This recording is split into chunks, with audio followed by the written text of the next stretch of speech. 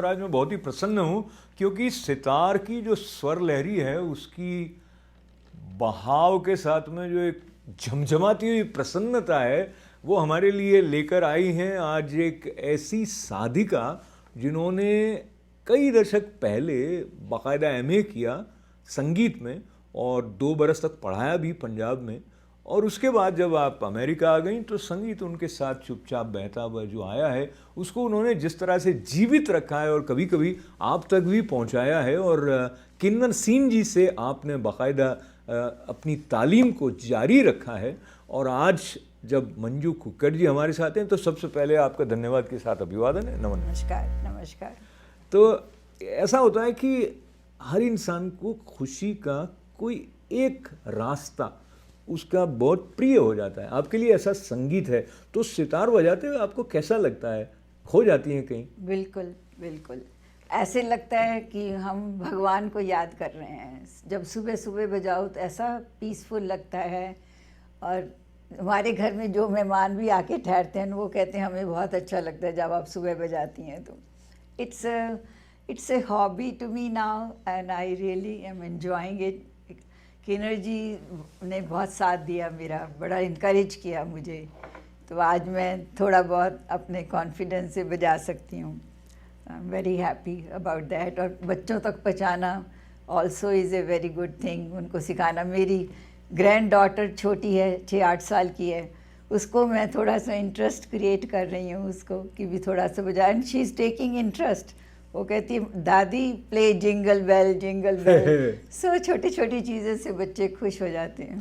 Very good. तो खुशी की बात को लेते हुए जब आज आप हमारे दर्शकों तक जो राग पूरिया कल्याण पहुंचाने वाली है, वहाँ तक जाने से पहले ऐसे हम सुनते हैं कि भाई हर सफल क्या पुरुष के पीछे एक नारी होती है, नारी के पीछे भी पुरुष होता है कि क्या कहेंगे? बिल्कुल होता है जी।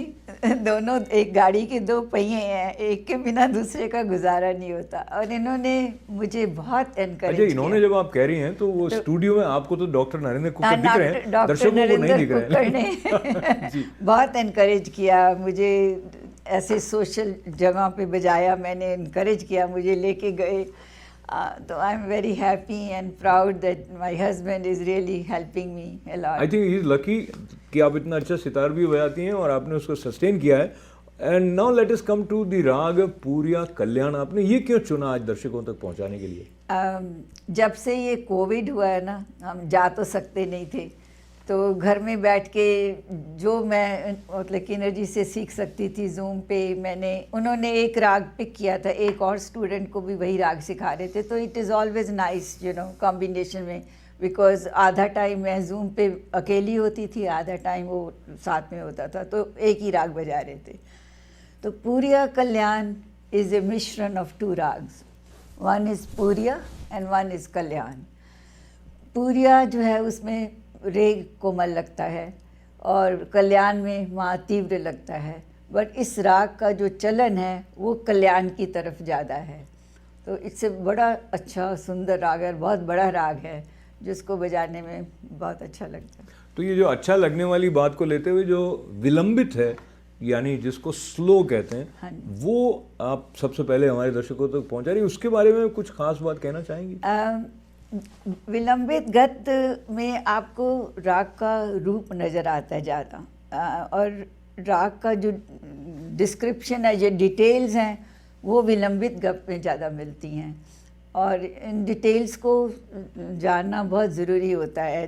फास्ट गत तो ठीक है बजा दी, कोई बात नहीं, पर फिर भी और बिना मतलब तबले को पकड़ना, थोड़ा सा अपने आप इम्प्रोवाइज़ करना, फिर तबले को पकड़ना, ये एक बहुत बड़ी चीज़ है स्लो गत में और फास्ट गत में भी। बट स्लो गत में राग का रूप ज़्यादा नज़र आता है। तो बहुत अच्छा है, राग के रूप को देखते हैं और तबले पर मंजू जी का साथ दे रहे हैं नरेंद्र जी। तो आइए चलें राग पूरिया कल्याण विलंबित ताल में।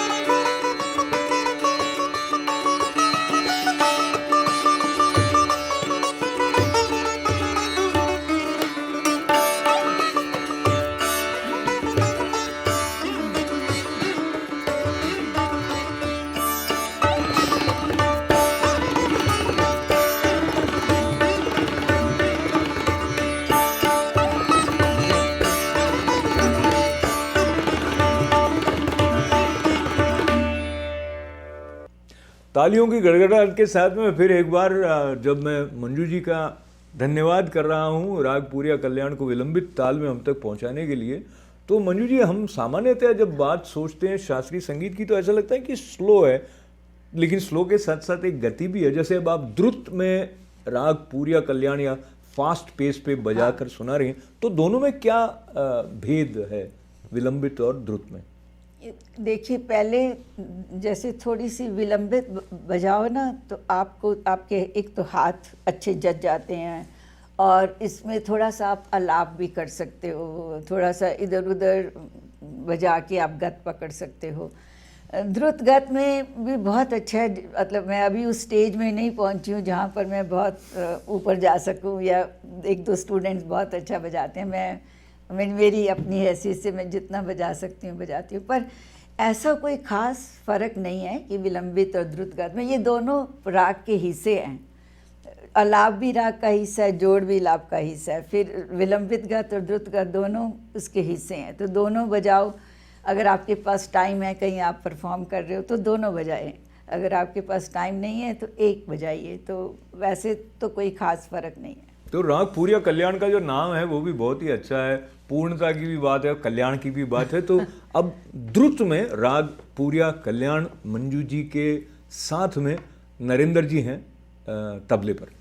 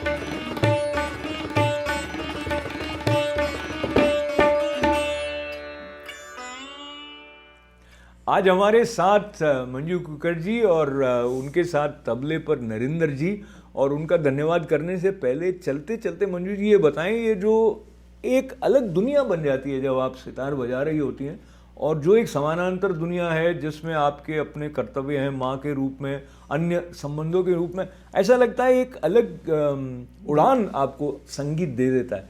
बताएं क्या महत्व रहा है संगीत का जीवन में हारमोनी की दृष्टि से? ये सबको प्रिय नहीं होता संगीत, पर मुझे बहुत प्रिय है और इसके साथ एक अलग तरह की अनुभूति होती है। जैसे जैसे आप खो जाते हो उसमें, आपको दुनिया की कोई चिंता नहीं है। और मेरे हस्बैंड नरेंद्र को भी अच्छा लगता है, मैं सुबह सुबह बजाती हूँ, कई बार तो ये उठ जाते हैं मैं बजा रही होती हूँ। तो आई डोंट नो ये किस तरह की दुनिया है। हम माँ की भी संभालते हैं, सब घर का काम भी करते हैं, बट मैं जब रियाज नहीं कर सकती ना, आई गेट इरिटेटेड। कई बार बच्चों की वजह से I can't get the time, so I feel it, but it's a very good thing. It's keep me happy and I'm very peaceful when I play this. Very good. मैं आपके लिए एक बार फिर हमारे दर्शकों के साथ ताली बजाना चाहता हूँ। आपने ये जो समृद्धि है आपके भीतर की, उसको हमारे दर्शकों तक अपने सितार वादन के साथ पहुँचाया है, और साथ ही मंजू जी का अनुभव सुनते हुए आप में से कुछ लोग प्रेरित हुए होंगे कि ये जो एक सुंदर नदी बह रही है, जो कला के साथ जुड़ने से हमारे लिए जागृत होती है, उसकी तरफ आप भी अगर थोड़ी थोड़ी भी इच्छा है तो आपको बढ़ना चाहिए। और उम्र की कोई सीमा नहीं है, उस बात को भी मंजू जी के साथ याद करते हुए आपका बहुत बहुत आभार। Thank you Ashok ji, thank you. फिर एक बार धन्यवाद मंजू कुक्कड़ जी का, और धन्यवाद आपका हमारे साथ जुड़ने के लिए। मंगल कामनाओं के साथ अशोक व्यास को अनुमति दें।